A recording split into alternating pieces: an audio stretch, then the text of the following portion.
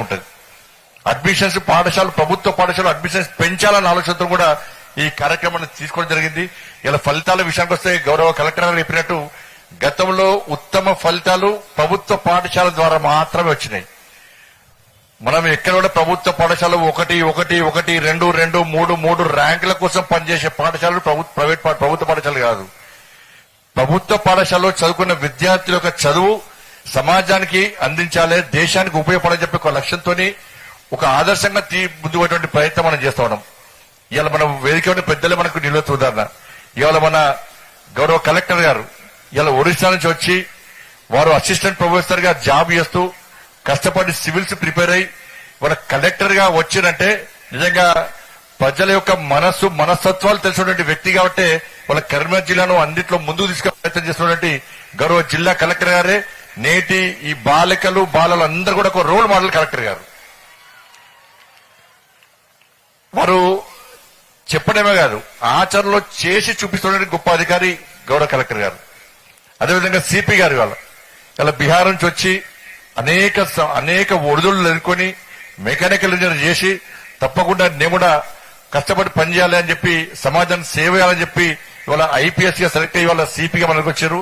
వారు కష్టపడి ఒక క్రమశిక్షణ గల కుటుంబం నుంచి వచ్చిన వ్యక్తి ఇవాళ సిపి గారు. ఎందుకంటే వాళ్ళ నాన్నగారు కూడా ఆర్మీ అధికారి కాబట్టి ఈ దేశం పట్ల సమాజం పట్ల ఒక అంకిత భావంతో పనిచేసినటువంటి అధికారి కాబట్టి అటువంటి కుటుంబం వచ్చినటువంటి అధికారి కాబట్టి వీళ్ళందరూ మనకు రోల్ మోడల్. అందరూ కూడా మనం అంబేద్కర్ చూడలే, వివేకానందన్ చూడలే, సర్దార్ పటేల్ చూడలే, అటల్ బిహారీ వాజ్పేయి మాత్రమే చూస్తాం మనం. కానీ వీళ్ళందరూ అటల్ బిహారీ వాజ్పేయి గాని, అంబేద్కర్ గాని, గాంధీ మహాత్ముడు గాని వీళ్ళు కూడా పేదరికంలో అనేక ఒడిదులు ఎదుర్కొని వాళ్ళ మనకు స్ఫూర్తి పదార్థాలుగా మిగిలిన వాళ్ళందరూ కూడా.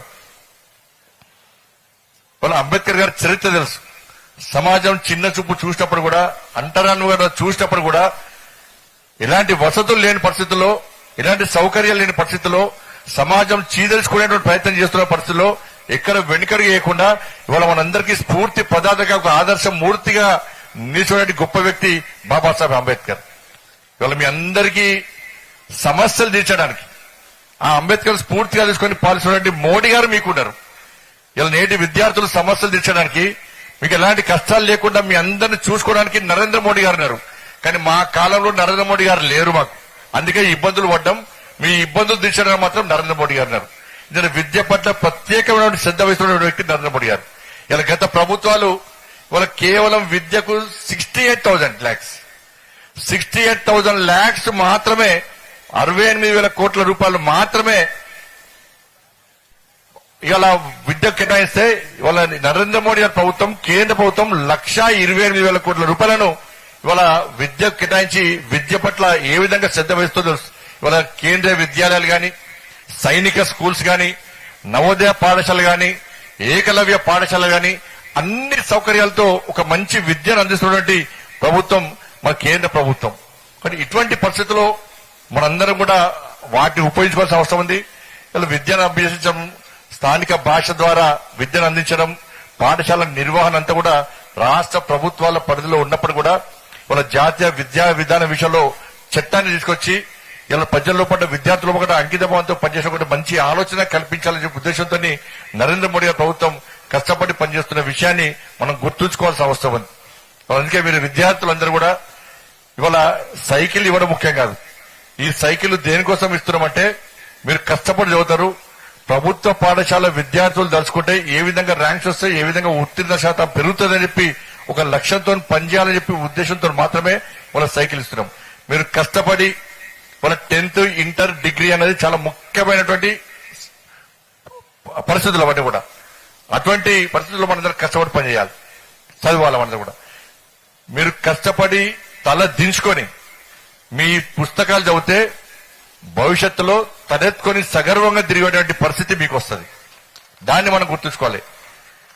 వచ్చే భారత భవిష్యత్ అంతా కూడా ఈ బాలలేదన్న విషయాన్ని మనం గుర్తుంచుకోవాలి. కానీ ఇటువంటి పరిస్థితుల్లో మనందరం కూడా ఈ కార్యక్రమాన్ని ఇతంతో ఆపం. ఇది మోడీ గిఫ్ట్. ఏంటిది? ఇది మోడీ గిఫ్ట్. నెక్స్ట్ అతి త్వరలోనే మోడీ కిట్స్ కూడా ఇవ్వబోతున్నారు మీ అందరూ కూడా. ఎల్కేజీ నుంచి 7th క్లాస్ 6th క్లాస్ చదివేటువంటి విద్యార్థులందరూ కూడా మోడీ కిట్స్ బ్యాగ్, మంచి బ్యాగ్, దాంతో పాటు నోట్ బుక్స్, పెన్సిల్స్, ఒక స్టీల్ వాటర్ బాటిల్, ఇవన్నీ కూడా అతి త్వరలోనే ఈ సైకిల్ కార్యక్రమం తర్వాత ఎన్ని వేల మంది అయితే అన్ని వేల మంది, ఎన్ని లక్షల మంది అయితే అన్ని లక్షల మందికి కరీంనగర్ పార్లమెంట్ కాన్స్టిట్యున్సీ లో ప్రభుత్వ పాఠశాలలో చదివే విద్యార్థులందరూ కూడా మోడీ కిట్స్ ఇవ్వడం కూడా మేము ప్లాన్ చేస్తున్నాం. ఎంత వీలైతే అంత తొందరగా కూడా అవి కూడా ఇచ్చే ప్రయత్నం చేస్తాం కాబట్టి ప్రభుత్వ